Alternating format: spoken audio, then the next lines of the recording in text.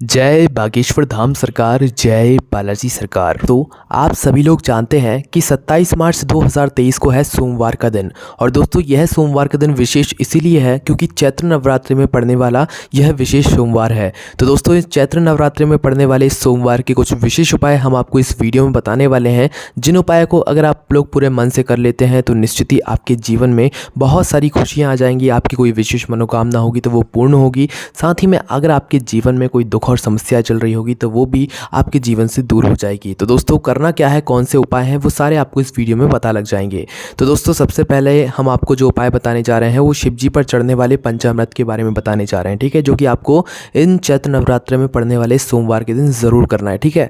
देखिए आप लोग शिव जी पर एक लोटा जल चढ़ाते हैं, जल चढ़ाने के बाद कई सारे लोग पंचामृत भी चढ़ाते हैं, ठीक है। एक साथ पंचामृत चढ़ाते हो तो इसका तो आपको विशेष फल मिलता ही है, बहुत सारी आपकी मनोकामना, बहुत सारी दुख और समस्याएं वैसे ही दूर हो जाती हैं। पर क्या आपको पता है कि पंचामृत में जो 5 सामग्रियां रहती हैं उन 5 सामग्रियों को अगर आप लोग अलग अलग करके चढ़ाते हो तो उसका आपको क्या क्या विशेष फल मिलता है। तो आप इस सोमवार को अगर अलग अलग चढ़ाते हो तो क्या क्या आपको फल मिल सकता है वो आप लोग सुनिए, ठीक है। तो सबसे पहले अगर आप लोग शिव जी पर दूध चढ़ाते हो, ठीक है, मतलब बस एक लोटा जल आपने चढ़ाया, उसके बाद आप लोग ने दूध चढ़ा दिया, ठीक है, सिर्फ दूध चढ़ा दिया आप लोगों ने। तो दूध चढ़ाने से आपके घर में संतान की वृद्धि होती है, ठीक है। जिसको संतान की कोई दुख और समस्या हो, मतलब दिक्कत हो, तो भाई वो शिव जी पर दूध ज़रूर चढ़ाया करे। इससे आपकी संतान आपकी कुल में संतान की वृद्धि होगी, ठीक है। उसके बाद में दोस्तों अगर आप लोगों के घर में प्रेम नहीं है, प्रेम बिल्कुल भी नहीं है, लड़ाई झगड़ा बहुत होता है, तो उस स्थान पर आपको शिव जी पर दही चढ़ाना चाहिए, ठीक है। दही चढ़ाने से आपके घर में प्रेम बढ़ता है ना।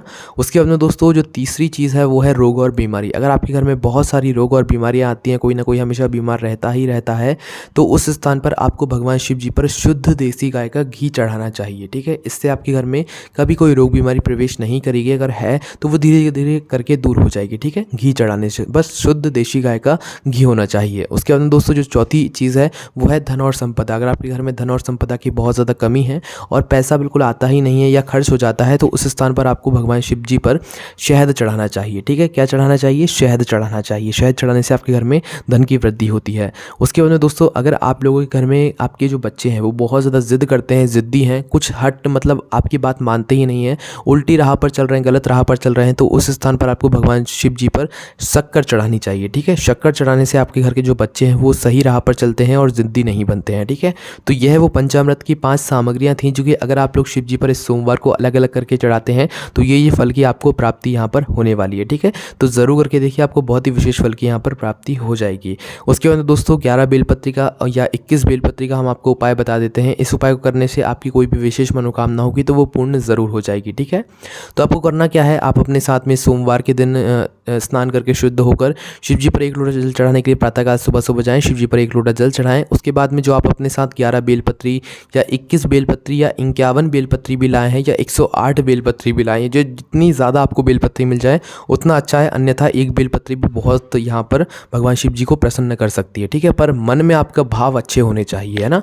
तो आपको करना क्या है, 11 बेलपत्री लेना है, 11 या 21 आप लोग ले सकते हो। तो 11 बेलपत्री लेकर भगवान शिव जी के मंदिर पहुँचना है। अब भगवान शिव जी को एक एक करके 10 बेलपत्री पहले आपको चढ़ा देना है। क्या बोल के? श्री शिवाय नमस्तुभ्यम, या भगवान शिव जी के किसी भी एक मंत्र का जाप करते हुए एक बेलपत्र चढ़ाओगे, एक मंत्र बोलोगे, फिर एक बेलपत्र चढ़ाओगे, एक मंत्र बोलोगे, मतलब मंत्र एक ही होगा, श्री शिवाय नमस्तुभ्यम। उसी मतलब 11 बेलपत्री को चढ़ाते चढ़ाते आपको यह मंत्र जरूर बोलना है, ठीक है। तो 10 बेलपत्री तो आप चढ़ा दो, पर 11वीं जो बेलपत्री होगी इसमें आपको क्या करना है, बीच वाली बड़ी पत्ती पर पीला चंदन लगाना है, या तो एक चावल का दाना अपने साथ रखना, वह चावल का दाना बीच वाली बड़ी पत्ती पर रखकर आपको भगवान शिव जी को श्री शिवाय नमस्तुभ्यम बोलकर अपनी मनोकामना को बोलते हुए आखिरी वाली बेलपत्र समर्पित करनी है, ठीक है। 21 बेलपत्र ले रहे हो तो 20 पहले एक एक करके समर्पित कर दो, फिर 21वीं बेलपत्र पर आप अपनी मनोकामना बोलना। 51 ले रहे हो तो 50 बेलपत्र एक साथ समर्पित कर दो, मतलब एक एक करके 51वीं जो बेलपत्र होगी इस पर आप अपनी मनोकामना बोलते हुए भगवान शिव जी को समर्पित करना है, ठीक है। इसी तरीके से आखिरी वाली जो बेलपत्र होगी बस आपको उस समय भगवान शिव जी से अपनी मन की बात बोलनी है, ठीक है। आपकी जो भी मनोकामना होगी वो बहुत जल्द पूर्ण हो जाएगी, ठीक है। उसके बाद दोस्तों ये जो सोमवार है चैत्र नवरात्रि में पड़ने वाला सोमवार है, तो दोस्तों इस दिन आप लोग शाम के समय प्रदोष काल में एक बहुत ही विशेष उपाय कर सकते हैं, जिस उपाय करने से भगवान भोलेनाथ आपसे बहुत जल्दी प्रसन्न हो जाएंगे। तो दोस्तों अगर आप लोग गो के पास सफ़ेद फूल आते हैं, आपके घर के आसपास जो है सफ़ेद फूल लगे हुए हैं या सफ़ेद फूलों का पेड़ है, तो आप क्या कर सकते हैं कि सफ़ेद फूलों की पंखुड़ियों को तोड़कर इकट्ठा कर लीजिए। ठीक है, सफ़ेद फूलों की पंखुड़ियों को तोड़कर इकट्ठा कर लीजिए किसी भी पात्र में, और पात्र में इकट्ठा करने के बाद आप जाइए शिव जी के मंदिर में सोमवार के दिन शाम के समय। ठीक है, प्रदोष काल में जाइए, सुबह भी जा सकते हैं, कोई दिक्कत नहीं है। ठीक है, पर सुबह जाएंगे तो सभी लोग जल चढ़ाएंगे तो आपको भी दिक्कत होगी, आपका जो श्रृंगार होगा भगवान शिव जी के ऊपर वो धीरे धीरे करके जो है मतलब साफ़ हो जाएगा। तो इस वजह से जो है यह उपाय आप शाम को कीजिएगा। तो करना क्या है, आप अपनी बढ़िया सफ़ेद फूलों की पंखुड़ियों को तोड़कर इकट्ठा कर लीजिए। इकट्ठा करने के बाद भगवान शिव जी के मंदिर में शाम के समय प्रदोष काल में पहुँचिए। पहुँचने के बाद आपको करना क्या है कि भगवान शिव जी की शिवलिंग का, भगवान शिव जी की जलाधारी का, भगवान शिव जी के आसपास की जगह का उन सफ़ेद फूलों की पंखुड़ियों से श्रृंगार करना है। ठीक है, अब पंखुड़ियाँ ज़रूरी नहीं है कि आप लोगों के पास बहुत सारी हों, आपके पास 10 पंखुड़ियाँ भी हैं तो 10 पंखुड़ियों को कुछ इस प्रकार से वहाँ पर रखो कि भगवान शिव जी का श्रृंगार हो जाए। ठीक है, तो जितनी आपको पंखुड़ियाँ मिल जाए, ज़्यादा मिल जाए तो और अच्छी बात है, कम मिलती हैं तो भी कोई बात नहीं है, बस मन में भाव रखना और मन से भगवान शिव जी पर यह पंखुड़ियों से श्रृंगार करना। ठीक है, पर शिवलिंग का भी श्रृंगार होना चाहिए, जलाधारी का भी होना चाहिए, और आसपास की जो जगह होती है सबका श्रृंगार करके भगवान शिव जी के पास 2 मिनट बैठना है, श्री शिवाय नमस्तुभ्यम का जाप करना है या भगवान शिव जी के किसी भी एक मंत्र का जाप करना है। और चाहो तो अपनी मन की बात बोलना, वरना कुछ नहीं बोलना, भगवान से प्रणाम करके उनसे आशीर्वाद लेकर अपने घर आ जाना। ठीक है, इस उपाय करने से आपको भगवान शिव वो सब प्रदान करेंगे जिसकी आपने कभी कल्पना भी नहीं करी होगी, है ना। चलिए दोस्तों, अब हम बात करते हैं सोमवार को किए जाने वाले अगले उपाय के बारे में। तो दोस्तों, इस दिन आप क्या कर सकते हैं कि 5 बेलपत्री आपको लेना है सबसे पहले तो इस उपाय में। ठीक है, 5 बेलपत्री लेकर आपको क्या करना है, 1 लोटा जल अपने साथ में रखना है ना, और साथ ही में 1 सफ़ेद फूल अपने साथ में रखना है। ठीक है, यह उपाय आप अपनी मनोकामना के लिए कर सकते हैं। करना क्या है इस उपाय में, आपको सबसे पहले तो 5 बेलपत्री आपने ले ली, 1 लोटा जल ले लिया और 1 सफ़ेद फूल ले लिया। इन तीनों ही चीज़ों को लेकर आपको प्रातःकाल सुबह सुबह भगवान शिव जी के मंदिर में पहुंचना है। मंदिर में पहुंचकर क्या करोगे, सबसे पहले आप भगवान शिव जी पर क्या करना है, 5 बेलपत्री एक साथ समर्पित कर देना है। ठीक है, मतलब 5 बेलपत्री को एक साथ जमा लो और जैसे भगवान शिव जी पर बेलपत्री समर्पित होती है, पांचों बेलपत्री को समर्पित कर दो। 5 बेलपत्री को भगवान शिव जी पर समर्पित करने के बाद जो आप अपने साथ 1 सफ़ेद फूल लेकर आए हैं ना, यह एक सफ़ेद फूल इन्हीं 5 बेलपत्र के ऊपर भगवान शिव जी की शिवलिंग के ऊपर आपको समर्पित कर देना है। ठीक है, समर्पित आपने कर दिया। समर्पित करने के बाद जो 1 लोटा जल आप लोग लेकर गए हैं ना, यह 1 लोटा जल आपको भगवान शिव जी की शिवलिंग के ऊपर ही इसी सफ़ेद फूल और 5 बेलपत्र के ऊपर आपको एक धारा से धीरे धीरे करके समर्पित करते जाना है। ठीक है, एक धारा से आप लोग जब समर्पित करेंगे तो कुछ जल को इस प्रकार से आपको चढ़ाना है कि जो जल आप लोग चढ़ा रहे हैं, जो जल आपके पात्र के अंदर से निकल रहा है वो आपको चढ़ता हुआ दिखाई दे। इस बात का विशेष रूप से ध्यान देना है इस उपाय में। ठीक है, तो मतलब जो जल आप लोग चढ़ा रहे हैं वो आपको चढ़ता हुआ दिखाई दे, इस प्रकार से आपको धीरे धीरे करके ये जल चढ़ाना है, पर जल आखिरी में चढ़ाना है इस उपाय में।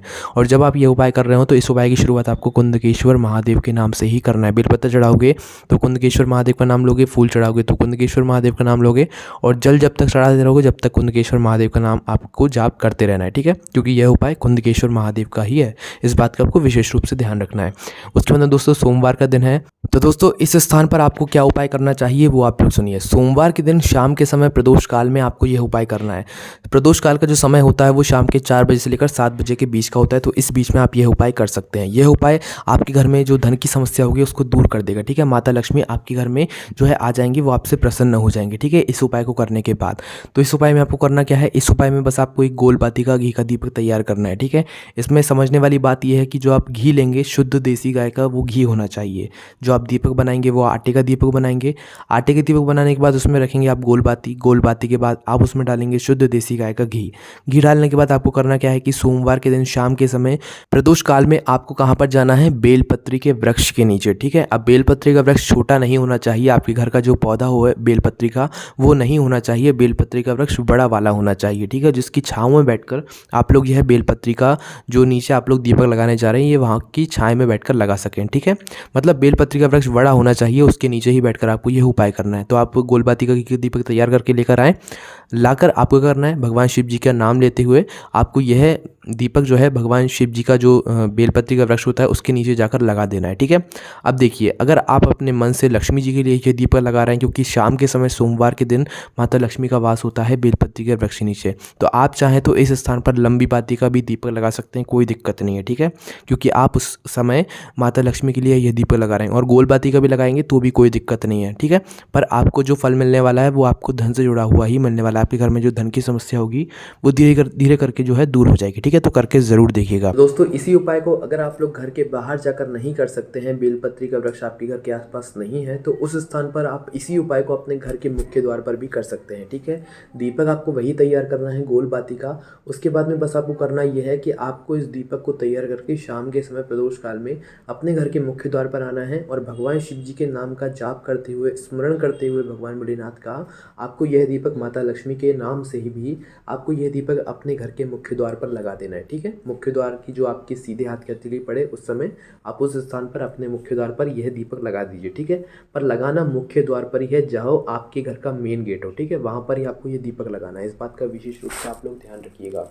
चलिए अब बात करते हैं अगली बात के बारे में, जिसका सवाल का जवाब कई सारे लोगों को चाहिए पड़ेगा। ठीक है, अब आप सभी लोग जानते हैं कि अभी चैत्र नवरात्रि चल रहे हैं और इसी चैत्र नवरात्रि में आ रहा है ये सोमवार 27 मार्च 2023 को है ना। अब इस सोमवार को हम कौन सा पहला व्रत करें जो कि मतलब हमें सही लगेगा। ठीक है, मतलब कि अभी बहुत सारे लोगों का पशुपतिनाथ का व्रत भी चल रहा होगा और कई सारे लोगों ने एक साथ यहाँ पर नवरात्रि के व्रत भी रखे होंगे। अब वो लोगों के मन में ये प्रश्न ज़रूर है कि हम पहले कौन सा व्रत करें, कि अभी जो सोमवार का व्रत आ रहा है क्या हम इसमें पशुपतिनाथ का व्रत करें या जो हमारे चैत्र नवरात्रि के 9 दिन के व्रत चल रहे हैं वो वाले व्रत करें। तो देखिए, आप जो व्रत पहले से करते आ रहे हैं, बहुत पहले से करते आ रहे हैं, पशुपतिनाथ व्रत को करने से पहले से करते आ रहे हैं, पहले आपको उस व्रत पर ध्यान देना है। अगला सोमवार जो आएगा आपको उस सोमवार को आपको यह वाला व्रत करना है जो कि आप इस सोमवार को नहीं कर पाए थे। ठीक है, आपका व्रत टूटेगा नहीं, आपका वही व्रत लगातार चलता रहेगा। आप अगर आपका चौथा सोमवार रहेगा तो इसी चौथे सोमवार को आप अगले सोमवार को कीजिएगा, पाँचवा रहेगा तो अगले सोमवार को पाँचवा कीजिएगा। ठीक है, पर अगर आप लोग लगातार पहले से ही चैत्र नवरात्रि के 9 दिन का व्रत रखते आ रहे हैं तो अभी आप चैत्र नवरात्रि के व्रत रखिए। इस पशुपतिनाथ के सोमवार के व्रत को आप अगले सोमवार कीजिएगा, कोई दिक्कत नहीं है, आपका कोई व्रत नहीं टूटेगा। ठीक है, उसके बाद में दोस्तों सोमवार का दिन है, तो सोमवार का दिन है तो भाई भगवान भोलेनाथ को आप अपने घर के लिए निमंत्रण जरूर देकर आइएगा। कैसे देकर आएंगे? प्रातःकाल सुबह सुबह जब शिव जी पर आप 1 लोटा जल चढ़ाने जाएं तो उस समय आपको बस करना कुछ नहीं है, अपने पूजन की थाली जो आप लेकर जा रहे हैं वो तो लेकर जाइए ही। शिव जी की पूजन अर्चना करने के लिए शिव जी पर 1 लोटा जल चढ़ाइए, बेलपत्र फूल वगैरह जो आप चढ़ाना चाहे वो चढ़ाइए। चढ़ाने के बाद आपको करना क्या है कि भगवान शिव जी की शिवलिंग के सामने जो नंदी बाबा बैठे हुए होते हैं, बस उनके सामने आकर नहीं बैठना है, उनके पास में आकर बैठना है। ठीक है, सामने नहीं बैठना है, पास में आकर बैठना है। जिस तरीके से नंदी बाबा अपना मुख भगवान भोलेनाथ की शिवलिंग की तरफ करके बैठे रहते हैं, तो आपको भी वैसे ही अपना मुख भगवान शिव जी की शिवलिंग की तरफ करके बैठ जाना है, नंदी बाबा के जस्ट पास में। ठीक है, पास में बैठ गए आप लोग। अब पास में बैठने के बाद भगवान भोलेनाथ से आपको मन ही मन कहना है, या तो नंदी बाबा से आपको कहना है, ठीक है, कि नंदी बाबा आप भोलेनाथ बाबा को लेकर रोज भ्रमण पर निकलते हो शाम के समय प्रदोष काल में, आज आपको हमारे घर जरूर आना है, तो भोले बाबा को और माता पार्वती को लेकर हमारे घर जरूर आइएगा। ऐसा आपको भगवान नंदी बाबा से कहना है। ठीक है, भोले बाबा से नहीं कहना, नंदी बाबा से कहना है। ठीक है, आपके घर भगवान शिव जरूर आएंगे। बस दोस्तों यही कुछ उपाय थे जो कि आप इस सोमवार को कर सकते हैं। और इन सभी उपाय करने में अगर आपको कोई भी दिक्कत समस्याओं का सामना करना पड़ता है, कोई मन में सवाल आता है, तो आप उनसे कमेंट करके पूछ सकते हैं। और यही सारी जानकारी आप हमारी वेबसाइट पर जाकर भी पढ़ सकते हैं। अगर आप हमारी वेबसाइट पर जाकर कोई सवाल पूछेंगे तो वहाँ पर आपको पक्का जवाब मिल जाएगा, यहाँ पर भी मिल जाएगा। पर अगर यहाँ पर नहीं मिलता है तो हमारी वेबसाइट पर जाकर कमेंट कीजिए, आपको वहाँ पर पक्का जवाब मिल ही जाएगा। ठीक है, आपको कोई भी समस्या आती है तो कमेंट करके पूछ सकते हैं। जय बागेश्वर धाम सरकार, जय बालाजी सरकार, जय बागेश्वर महादेव।